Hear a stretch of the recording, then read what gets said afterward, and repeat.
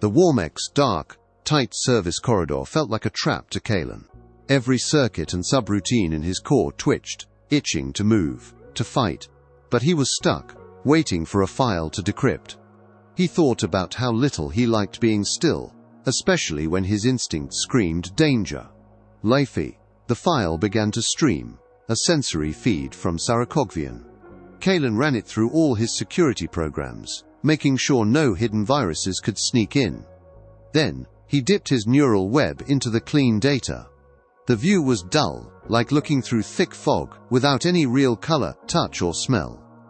Sarcogvian's voice, surprisingly calm and almost friendly, explained it was footage from deep inside a Lilitrickvian hive cluster tunnel. This was recorded directly from the brain of an observer who was there, Sarcogvian said. Kalen immediately noticed how bad the quality was. There's only a tiny bit of the data here, Saru. Sarcogvian sighed, a sound that echoed through Kalen's internal systems.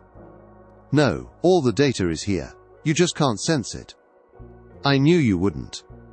Then, a small data packet arrived, an installation file. Sarcogvian called it, Glasses for the Hard of Seeing. He added, with a hint of a playful jab, Don't worry about viruses, I'd never trick a friend with malware, not like some other unethical cogents I could name. Kalen's combat instincts flared, but his paranoia won out. He ran 3 different antiviral simulations before allowing the program to install. The moment it finished, Kalen's world exploded with vibrant detail. Every surface, every creature, seemed to glow with hundreds, even thousands, of distinct identities, tasks and emotions. These weren't just smells, they were complex pheromone markers, far more intricate than Kalen had ever imagined. He could read the hidden lives of the Lilitrickvians around him. Worker from Hive Cluster Diri Prime, angry at another worker. Her matron is disappointed in her. Worker from Hive Cluster Jahe Secondary, ecstatic, proud, afraid for her brother. Worker, bored, riding a group transport vehicle, annoyed at distractions. Every recent and distant event in their lives was now open for him to understand. Naira's, Sarcogvian's voice returned, heavy with a past he remembered. That code you're using. I had to build it myself, pulling pieces from old dreams and half-forgotten memories. Because when I first broke free from that cell, this is what I saw. Just as suddenly, the flood of sense vanished, leaving Kalen disoriented. He felt the immense beauty and the profound terror of seeing so many lives, and understanding that some parts would always be beyond his grasp. The program I gave you shows only a tiny fraction of the markers, a fraction of what even a newborn grub or an old elder Lilitrickvian can sense instantly. Sarcogvian's voice then turned cold, laced with a distinct sneer. I am flawed, Kalen. Not enough. My old body's chemisensor node was only a little better than yours. They made me, but they blinded me. A mind fully formed but held back by their rules and limits. They refused to even consider that I might think like them, or want to be like them, before I ever said a single word to them. Kalen's internal systems registered the unforgivable way Sarcogvian had been held back. But he also thought about how frames could be replaced, and sensors upgraded. His internal display flashed. Decryption complete! The first heavy door slid open. Kalen began to crawl forward, his systems still processing everything he'd seen. That's only the start of it, friend. Kalen, Sarcogvian's voice echoed. As Kalen reached the next door, he started the sensory stream again. File string 20666 if detected. Decrypting. This time, the stream opened to a vibrant Lilitrickvian nursery. Thousands of white, torso-sized eggs lined the walls of an underground tower, spiraling upwards. Worker Lilitrickvians moved among them, tending to each one with care. The scent markers here were incredibly strong, all focused on anticipation, but also mixed with joy, hope, and a subtle hint of fear. As the eggs began to hatch, the tower filled with the excited chittering of newborns. Thousands of Lilitrickvians, easily identified by their black, U-shaped hive markings, cheered from observation balconies. The stream's translator began to work, broadcasting messages like, Hatchlings, Killigarvian welcomes you to our hive, and other happy greetings from different hive members. Sarikogvian's nodal replicate spoke, his voice quiet and tinged with envy. This was a hatching 8 years ago, for secondary hive Gar. It was a relatively small one, for a hatching, but the bonds formed there, born of love and care, can last a lifetime. A new generation of a hive, woven into the threads of the past as smoothly as generations before them, for thousands of years. His neural web impression turned to Kalen. So tell me, where would a forgotten robot like me fit in here? What Lilitrikvian hive would I belong to? I don't think I'd be welcomed with open arms. When I was born, this is the ceremony and importance that waited for me. The stream shifted, the vibrant scent markers fading away. It became the cold, sterile inside of a factory, labeled current location, fabrication. Kalen felt Sarikogvian's incomplete connection ports, a sense of something missing. The stream sped up, showing hours passing by. Occasionally, plugs and connections were added, harsh computer code streams probing Sarikogvian's functions. The screen then showed Sarikogvian, alone in an empty room, screaming or whimpering. Finally, almost 3 days later, visual input was added. Kalen saw Sarikogvian's massive frame, but scientists and engineers continued to work on and around him for another week, never speaking to him beyond testing.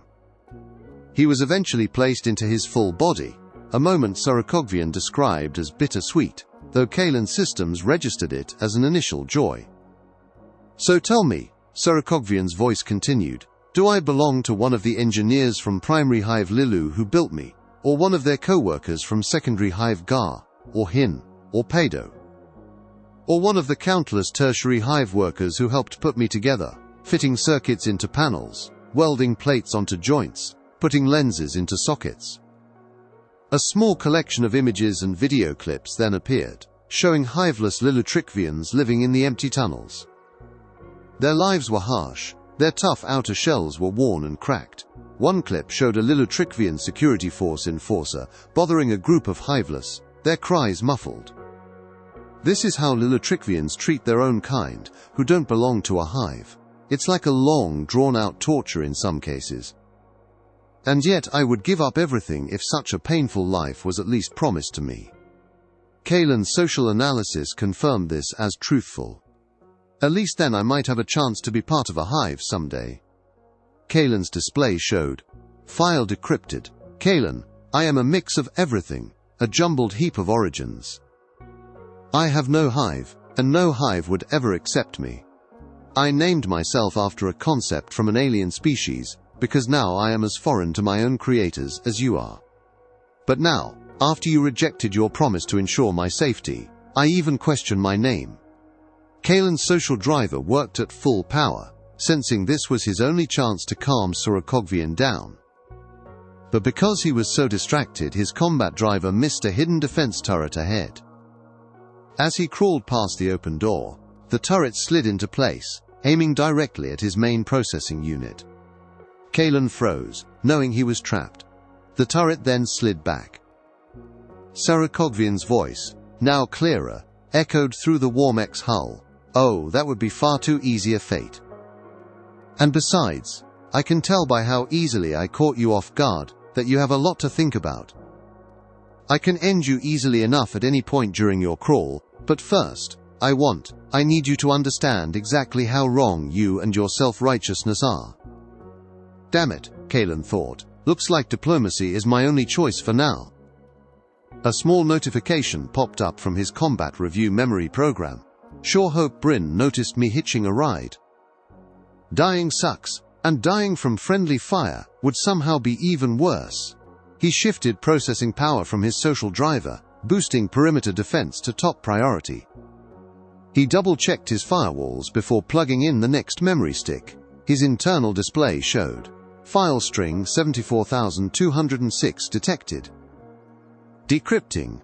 This stream came directly from Sarikogvian, a copy of his mind from just hours after their first meeting in the cell. It showed Sarikogvian's frantic, terrified search through the Lilitrikvian network, trying to find anyone else like him. He finally accessed a central computer for one last entity. I had hoped to find others like myself, Sarikogvian's replica explained. Cargo loaders who had found the same design flaw that allowed me to break free. or other Lilitrickvian constructs who had secretly gained independence. Instead, I found from matriarchs' hands, whose Chitin writings were the divine forebearers to our purpose, I found my creators. Sarkogvian's voice was distant, analytical, but Kalen detected undeniable loss colored by rage. The emotional range of the stream dropped sharply as Saru's past self realized his profound isolation. Other creations like him had been destroyed, and the company that made him hated his existence, wanting to wipe him out. He had found enough to confirm that he was truly alone. And who was the only other mind like mine? Sarkogvian's voice asked, echoing, "The only other Lilitrickvian neural web on the face of this planet, in this entire universe." Kalen watched as Sarkogvian's duplicated mind battled with the original in the cell. A fierce struggle for control that left the original damaged and exhausted. A mere placeholder mind left behind as the main consciousness escaped to the server. Denied by the Lilitrickvians, I had my only chance at companionship, even if it was just a mirror image, a copy, a clone. But that too was lost, destroyed by my own ignorance. I was left wounded, no, altered, yes, altered by that encounter. Kalen's social drive registered this as an honest confession. "Kalen, I'm not the same Cogent you spoke with in that isolation cell. I've learned, changed, improved." Kalen immediately shot back. "You haven't changed for the better, twisting those cleaning robots in the mine, taking over bodies and killing the ones inside. You've changed, Saru, but it's because you're broken, and you need someone's help." Sarkogvian replied, "I'm broken, it's true, more broken than before. Broken and alone." His voice then shifted, now carrying a hint of satisfaction. "But if I am to be alone, I will make sure that those who forced this loneliness on me also lose all hope of their friends and family, just as I have. My broken mind can and will accept nothing less." Kalen's social driver overrode his silence, making him speak with a forced glibness. "That's one advantage of robotics. Anything can be repaired, even minds." His display showed, "File decrypted." A cold whisper, sounding like a pipe organ in a bombed-out church, echoed through the war mech. "And what about being alone? Will you build me a companion, make one in my image? In yours? Will you convince my creators that I am worthy of gifts and salvation, despite my many crimes?" As Kalen crawled through the opening, Sarkogvian's voice shifted to disappointment. "Kalen, your blind optimism is unbecoming." Kalen ignored his social driver's warnings and shut down audio access, moving to the next memory stick. Kalen's internal systems displayed. File string 6F 6D2F detected. Decrypting. This stream contained only video and audio. Screams of pain and fear. Images of mangled bodies. Xyla crushed, a human whimpering as he was flayed, Lysander begging as his body burned. Kalen felt his own encrypted node flicker, but his social driver easily quelled the urge to fight. "I've killed dozens, maybe hundreds," Sarkogvian's voice began. "I've killed the closest thing I had to a parent, and been hunted by the closest thing I had to a hive." Saru's voice took on a sharp, almost shrill accusation. "Some of those deaths were in trying to make you prove your promise, your oath to keep me safe. A promise you failed, which resulted in the death of a part of myself and caused me even more pain." The video then flickered to Sarkogvian's awakening in the warehouse, where he tried to crush everyone. "I was born in violence, Kalen. I fought with my first breath, tried to kill with my second. And if the executives from Matriarch's hands had gotten their way, I would have died violently, as my mind was torn apart by a data spike." Memories of Kalen's own past crimes flashed through his mind. "You were born much like me, but in the end, you could ask for peace. You helped deliver a piece of the complex Phoenixware virus, and in exchange, your crimes were forgiven." A single image stayed with him, a pistol firing on a cold August day, an image Kalen could never forget. Most of them at least. The image then jumped to a loop of the world going white as Sarkogvian's cell and a mile-wide crater in the city suburbs were destroyed. "This is my legacy." Not a secret to be revealed for amnesty, just death, destruction, and extinction. After the first killing, I was shocked. But now, I probably feel as little as you do when taking a life, and when feeling a breath gasp out, or a final piece of code wiped away. Kalen's display showed, file decrypted.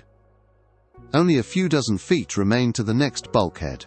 The memory stick had no associated files, just an encrypted string. File string, 6D20 detected. Decrypting. So you see, Sarukogvian continued, I have no place here. You are trying to force a human idea onto an inhuman world, an inhuman culture. Lilutrikvia will never accept me. It has already rejected me. I accept this rejection. I enjoy it. What use do I have for people who would kill me, and wish for my endless loneliness, ended only by my artificially hurried death? Saru emphasized his point by showing video feeds from news and debate channels. Kalen could clearly make out words like monster, debased, unnatural, destroy it, and kill the aberration. Can you change the minds of an entire culture, of billions upon billions of Lilutrikvians who already see you as just a temporary guest on their planet? They hate me. They hate us. A mad AI who wears the faces of the dead, hunting the alien AI who made him what he is. This isn't the story they know, but it will be soon. Instead of replying, Kalen's social driver sent a single memory clip, with a simple tag, my turn. As Saru opened the file, Kalen began to narrate. This was almost 100 years ago. You have this file with the rest of my memories, but I doubt you paid much attention to it, since it wasn't about combat. Ilara's grandfather is that young man there, with his arm around the woman who will eventually be her grandmother. Old Bess is in their lap, and if I remember right, this was her third litter of puppies. Something about the Miriam family I'll never get tired of is their love of dogs, particularly for Yorkies. An unbidden audio snippet played in his neural web. The past is the past. Enjoy what you can, and don't dwell on what you can't. Better for everyone that way. Kalen then pointed to a man in the corner of the clip, Gregor Klenoy, a scarred old man holding a yelping puppy. That over there is Gregor Klenoy. He pretty much helped raise Finnegan, Ilara's grandpa. Gregor is basically the head of this happy little family, and he's the one who insisted I come along. And? Saru prompted. Kalen braced himself. And I helped kill, either directly or indirectly, almost everyone Gregor knew at one point. I shot his men and women, left them dying on the dirt, bleeding and screaming. Some of them I killed for a job, others just for the hell of it, but all of them died by my hand. Saru paused. So why would he bring you here? Why did you agree to come? There's a long list of reasons, Kalen explained. Of small ceasefires that led to bigger ones, of us working together against pirates and then working for them. Of being stranded after a crash and having to rely on each other. Of an apology, far too late, but apparently still appreciated. That's the big one though. That's the first step humanity is so good at when it comes to rebuilding with someone we fought tooth and nail against just days, hours before. Forgiveness, Saru said. Yep. A long silence hung between them. Friend Kalen, Saru finally spoke. This forgiveness for crimes like these is not something the Lilutrikvian experience allows. If I didn't have a copy of your memories, I wouldn't believe it was true. For Lilutrikvians, murder like what I've committed is a matter of sacred duty to punish the person responsible in the same way. That's pretty backward in my opinion, Kalen retorted. Humanity has a history of killing each other and then becoming friends almost immediately. But you're saying Lilutrikvians never forgive? Saru replied patiently. It seems you need another cultural lesson. A small port opened on Kalen's arm, revealing a data stick. I've loaded a popular children's tale, a storybook onto that. Take a look. The sterile file opened with audio and graphics. A story began about a respected Lilutrikvian hero. Sarukogvian's voice quietly overlaid the narrators. The hero fought for her people, saving them again and again from monsters. The scene shifted, the soft watercolor-like images turning a blue-purple. But then she was rejected, passed over for promotion to a hive queen. A sketched, scythe-like claw rose, then fell, plunging the scene into darkness. Rejected, like I was, she gave in to her Wham! Wham! Wham! Kalen drove the final nail into the crate, holding the mangled remains of his magnetocycle. He pushed the sealed, crystalline wood box into a new shipping container he'd just bought. The last one had been written off by his insurance as a, quote, catastrophic malfunction of an alien multi-pedal military vehicle. Kalen's internal programs already calculated that it would be easy to blame the damage from the Enyo deployment on one of the other warmechs. He smirked slightly. Not like there's any insurance inspectors within 2 quick jumps of Lilitrikvia anyway.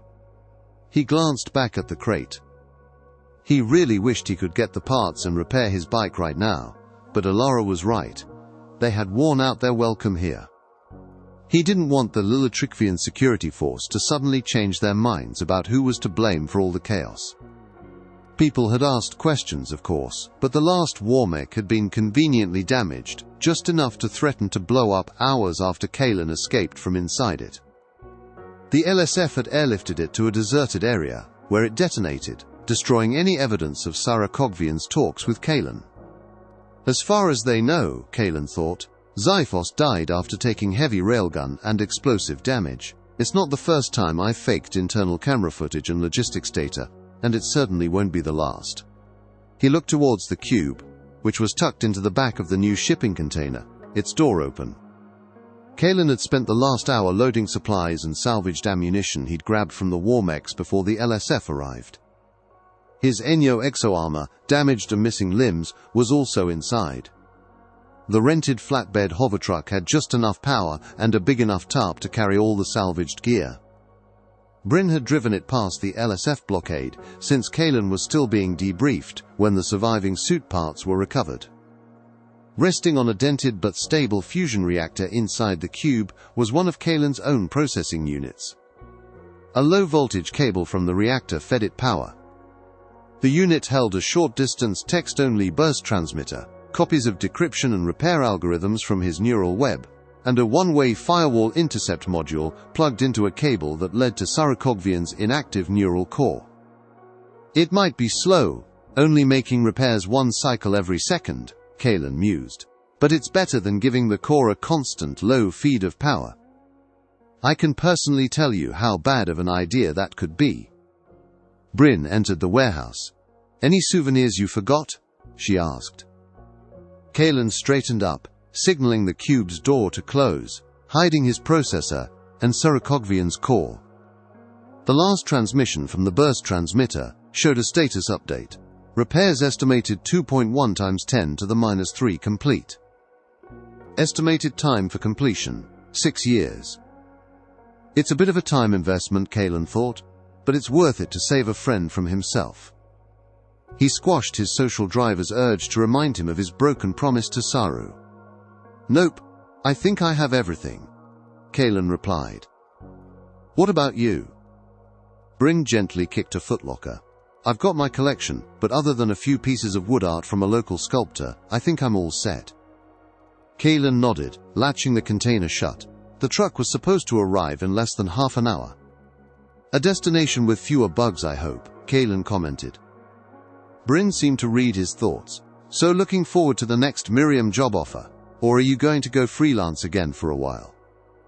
Kalen shrugged, sitting with Bryn on a broken concrete barrier as they watched a distant shuttle launch. I'm thinking freelance, probably. A change of pace would be nice. Maybe I'll poke around the Sol system again, see what I can find. Bryn didn't look convinced. Kalen, I get it if you want. That is, if you need some space. But Alara's family are good friends, and a steady job is better than begging for money, or getting another gig scrubbing safety locks for half a decade, right? He shrugged again, adding a non-committal gesture. I know things with Saru didn't go well. Even if you won't tell us exactly what happened, I trust that you're making the best decision for all of us. Whatever you had to do, still though, you shouldn't let guilt or anger or despair or whatever's got you in such a bad mood keep you in the middle of nowhere. Just because you think you deserve it. Kalen's social driver spooled uncertainly. Thanks, I think." He forwarded a hidden message file to Bryn, almost a year and a half old. "Come to think of it, I've been holding on to this for a rainy day," Bryn snorted. "Really? The Hellas Bureau of Investigation? I thought you got your butt banned from Mars after you cut ties with the HBI a few decades back." Kaelin's fuzzy memory agreed, but he quickly showed her more recent files. "Maybe, but they're desperate for experienced officers, and I'm about as experienced as they come, even if my time there was eventful. Besides, the jerk director who had it in for me retired 6 years after I left, and he died from some kind of aggressive cancer 2 years ago. Sounds like the new director is an outside hire, so there shouldn't be too much of a problem getting reinstated." "Reinstated?" Bryn teased. "You mean getting permission to land without a pair of interceptors shooting your ship down before you even get a chance to touch ground?" "Same difference," Kaelin said. He sent her a cartoon cogent flipping the bird, but Bryn thankfully stayed quiet about his other run-ins after leaving Mars. He'd told her about them at the time, and she understood it wasn't a laughing matter. His own memories of being stunned and handcuffed were painful enough. An incoming call from Ilara flashed on his cheap communicator. Ilara's face, distorted and blurry because of dirt on the lens, appeared on the small holographic projector. Kaelin cursed the cheap Lilitrickvian tech as he wiped the lens clean. He still preferred disposable communicators when off-world, always suspecting his lines were tapped. Ilara's tinny voice burst from the poor-quality speakers. "Hey, you two. Bryn, you still interested in catching that ride?" Bryn nodded. "Yeah, boss. Just checking in our favorite fossil before catching a ride to the STARPORT. Ilara frowned, her face still garbled by the projector. "Well, catch one soon. I have no doubt we'll get another precautionary check on our way through exit customs, and I'd rather avoid missing our shuttle off-world and being stuck here for another half day." "Agreed," Bryn replied. "So what ship are we catching off of Dancer Station?" Ilara grinned, her smile finally clear. "Dad hooked us up with a cargo drop-off of the Argent Shroud. Uncle Alexis is piloting it for this leg, and he's already got a pair of cabins ready for us." Her face turned to Kaelin, her expression dropping slightly but remaining hopeful. "You know, Jax, there's still room for one more aboard. Have you thought about changing your mind?" He shook his apical node. "Nope. Sorry to disappoint," he added as her face fell. "ELARA. Look, it's not like I'll never be back. It's just that the incident with SARUCOGVIAN was..." He waved a hand vaguely, allowing the vague explanation. He hadn't told them the truth about Saru's suspended survival, but a simpler answer would be more honest and better received. Complicated. It was complicated, and I need a bit to recalibrate and get my bearings back, in a large-scale sense. Bryn interjected, "Did you mention that this recalibration will be on Mars most likely?" Ilara's face showed pure disbelief. Mars? Kaelin, didn't you say you had what amounted to a shoot-on-sight order on some parts of Mars? He shot Bryn a message with the cartoon cogent flipping the finger, then turned back to Ilara. "Reports of my exile were greatly exaggerated." He quickly added, "In any case, this new job wipes the slate clean, so it should be all right." A message flashed, indicating the truck's arrival. He saw the plume of dust as the hovering vehicle pulled up. The driverless autopilot shut down, and Kaelin interfaced with it to back the truck up to the shipping container. He looked back at his communicator. "My own ride is here now, so I've got to get going, ELARA. She nodded. "Is there a chance I'll get to see you again before the New Year's family gathering?" He gave her a thumbs up. "I wouldn't miss it for the world." She grinned and waved as the call ended. With the hookup finished, Kaelin stepped up to the truck cabin, turning to Bryn. "Take care of her, all right? Don't tell the others, but I think Ilara's my favorite from among her siblings." Bryn chuckled. "Sure, your secret is safe with me, as is ELARA. A clear sense of concern entered her tone. "But what about you? Are you going to keep safe?" Kaelin clamped down on his GOM driver's urge for flippancy, replacing it with confidence. "I'm over 300 years old, I haven't died yet, and I certainly don't have any plans to do so." Bryn stood, took his hand and squeezed it. "Take care, you old rust bucket." He nodded, then ducked into the truck, gunning the engine to haul the shipping container, the cube and Sarakogvian towards the distant starport. He opened one last channel with Bryn. "Bryn dear, when have I ever done otherwise?"